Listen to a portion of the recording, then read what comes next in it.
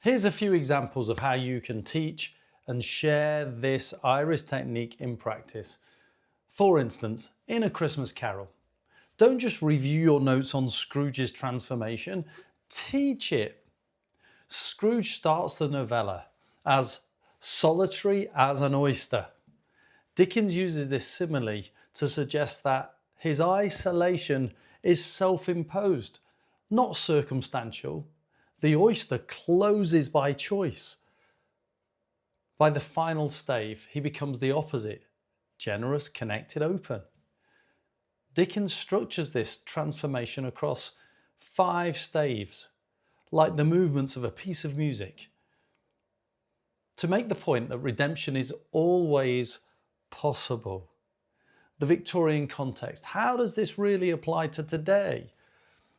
Well, Dickens was writing against the poor law and the ideology that the poor deserved their poverty. Scrooge at the start embodies that ideology. Scrooge at the end dismantles it. What does that really mean? If you can say that out loud from memory to a person, that is a high band English response. You own that. And that would be incredible. You can do it with a parent, you can do it with the dog. So let's see if we can put that into practice using the iris technique. Close your eyes. Build this image.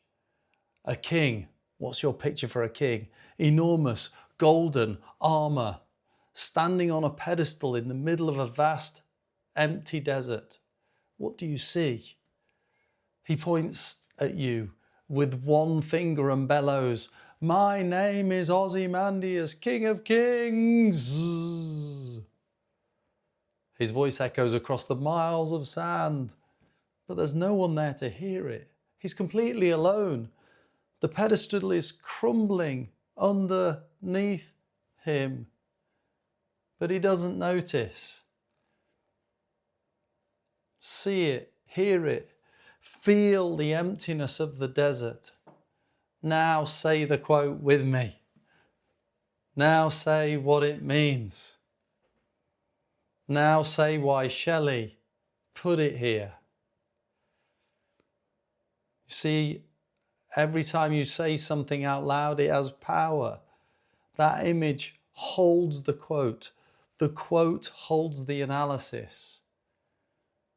Now you've got something to hook your memory onto, remember from the past. Something different. Quote, "We are members of one body. We are responsible for each other." What's the picture? What's the story? What's the book? What does it all mean? So how do you reflect upon that? So this is the moral thesis of the entire play, delivered by the character who may be supernatural. Priestley wrote this in 1945, just after World War II, for an audience who had just lived through what happens when societies abandon collective responsibility. The quote's not just a dramatic speech, it's the reason Priestley wrote the play. Know that and you'll never forget it. So put that into a strategy. What's the observation here?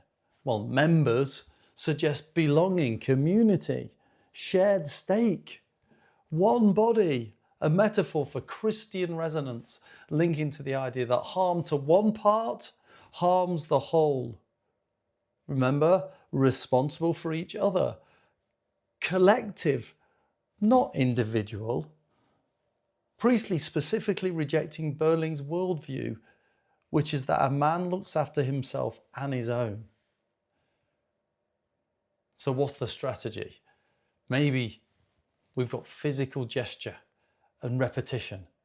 Here we are. Let's try this. So spread your arms wide, both arms out. Come on with me.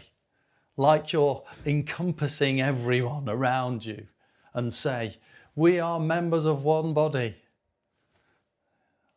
Whether you said it, whether you didn't, try it on your own. recall it back.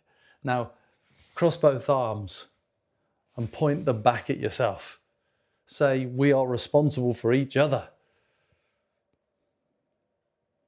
See, we can use our body somehow to sometimes help us with these gestures and with this memory. The gesture encodes, gets it to stick, the meaning in your body, not just in your mind. So how do you use that in any of these poems? How do you have some physical meanings? Do it 3 times, say it out loud, feel the expansion of the body and the directness of each other. Now put it away. Tomorrow morning, fire the gesture. What is it saying? And the quote will follow. Share it. Can't wait to see what you have for breakfast. How can this be applied to things like Macbeth? Let's think about the quote.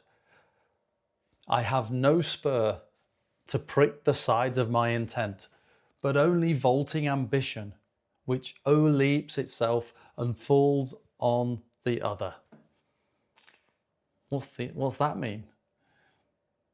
So this is the most self-aware moment in the entire play. Macbeth knows as he's about to commit regicide that his only justification is ambition itself.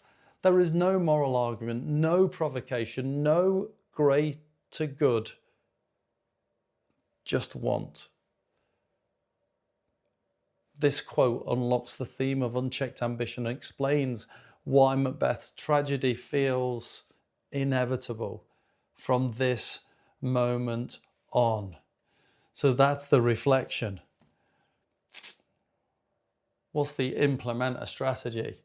Well, the horse riding metaphor is everything. Spur, imagine that. What does a spur on a horse do? The device that urges a horse forwards, kicks it, is a legitimate reason to act. Prick the sides of my intent. His plan is the horse, vaulting ambition, jumping high in the saddle. Leaps itself and falls. The rider who jumps so hard they go over the horse completely and land on the other side. Imagine that as an image of someone's eagerness will try and destroy the thing they're trying to achieve. So let's think about that as a strategy. Close your eyes. Picture Macbeth in a Scottish castle, dressed in full armour, trying to mount a horse. Maybe he's good, maybe he's not. My weird imagination is he's running over, leaps onto the horse and goes completely over it.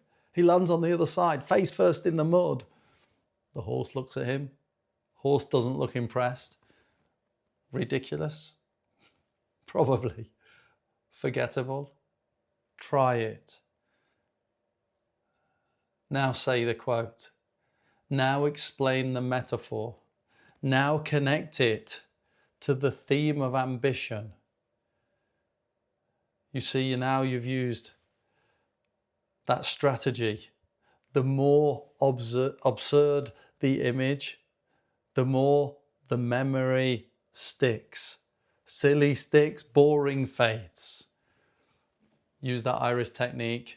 Can't wait to see you doing this down the corridor, jumping over a horse.